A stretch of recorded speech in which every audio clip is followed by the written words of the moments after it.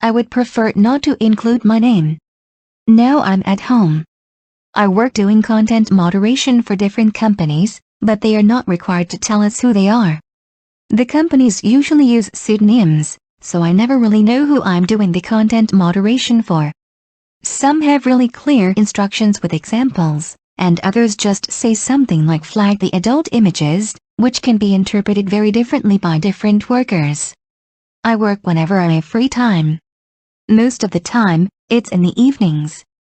But with the way the system is set up, you have to do the work when it becomes available, or else someone else will accept it and do it first. You can't wait around and do it later, or else it'll be gone, so I have to keep my eye on that. I moderate videos, photos and text, but most of the time, it's photos. I very rarely moderate videos. There is one requester that uses the system that is associated with the Mormon Church. We moderate images that go into the church genealogy archives and website. For those, you have to flag and remove anything that shows very much skin, a low-cut neckline, a swimsuit, people of the same sex who are acting affectionate toward each other, any men who are wearing women's clothing, etc. They only want approval on very modest images and absolutely nothing that could imply homosexuality, cross-dressing, or anything like that. I've seen children in sexually suggestive clothing and poses. I've also seen humans having sex with animals. I try very hard to avoid the requesters that post these kinds of images, and stick with requesters I know that generally don't have these kinds of images up for moderation. Some requesters are known for always having really graphic images, and other requesters, like the Mormon Church example, very rarely, or never have images like this. I prefer to work for these safer requesters, to reduce the chances of seeing the really awful images. When I see graphic content, I usually stop content moderation work for the day, and move on to something else. I also talk to other content moderators, and we talk about what we've seen.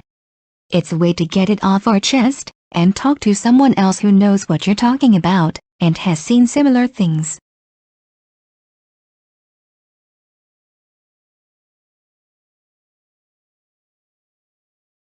I never speak with friends or family about what I do. They know I do online work, but not really any details. They've never really asked and I haven't offered anything.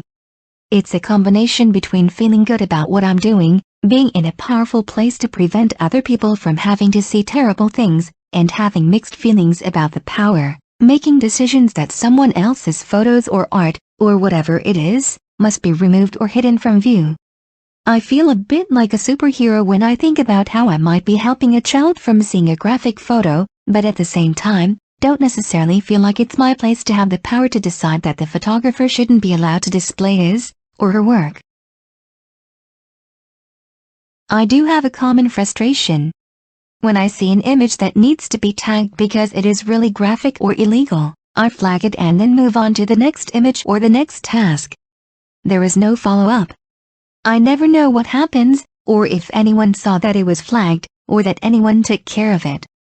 Maybe I flagged the image and they remove it from their data set, so it's not visible online anymore. But what if there was something illegal in the image, like child pornography, that needed to be reported to the police?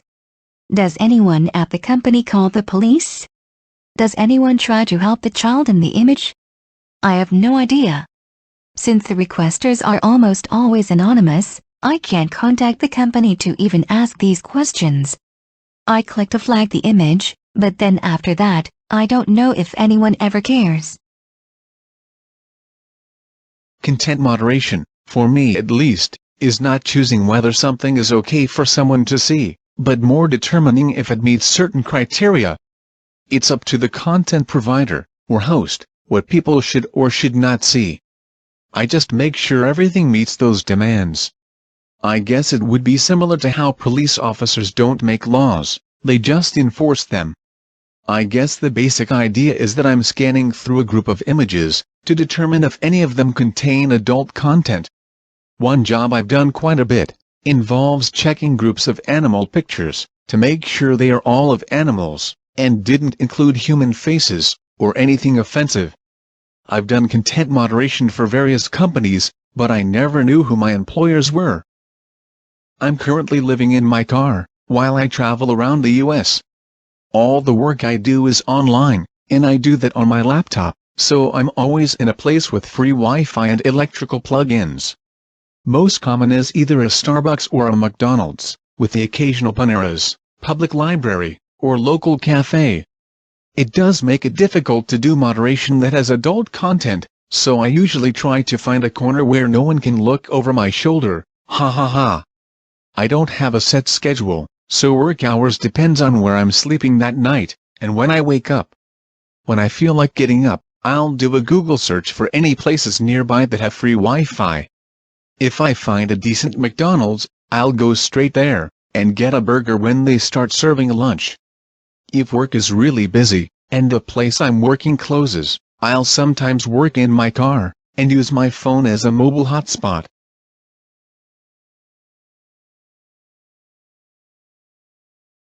About a month ago, I was at McDonald's, reviewing images that were fairly dense with hardcore porn. I couldn't find a place to sit against the wall, that also had an electrical outlet. On one side of the restaurant, though, there was a seat, where I could see if anyone walked by to sit behind me, so I sat there. I spent the day working, and there were a lot of pretty graphic adult images, going as far as French fetish porn. About 3 hours in, I got up to use the restroom and looked behind me. There was a family sitting there, able to see everything I was doing. Apparently, there was a door I hadn't noticed, and people had been coming and going the whole time, ha ha ha. I enjoy the freedom.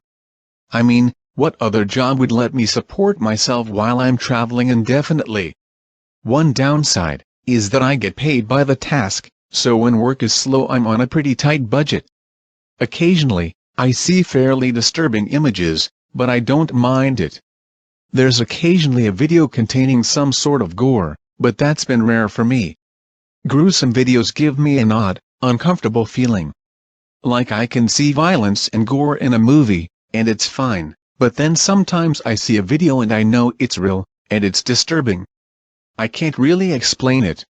The most common type of video that I find disturbing is some of the French fetish porn I mentioned. Fetish porn is probably great, if that's what you're into. But if you aren't, it's usually pretty out there. For rare cases, where something such as child pornography, or other illegal content comes up, there are usually specific steps to take, that could potentially allow it to be fixed. If the video showed someone torturing an animal, for example, I could flag it as such, and the poster would probably be reported to the authorities. I won't go into any of the disturbing videos I've come across. Really, when it comes down to it, I don't want to go into detail on anything like that. The worst one I feel I can describe was a video that showed the suicide of a mayor or senator. He was giving a speech in front of a bunch of people, then pulled out a revolver and shot his brains out. It was pretty graphic. I don't talk about this with family or friends.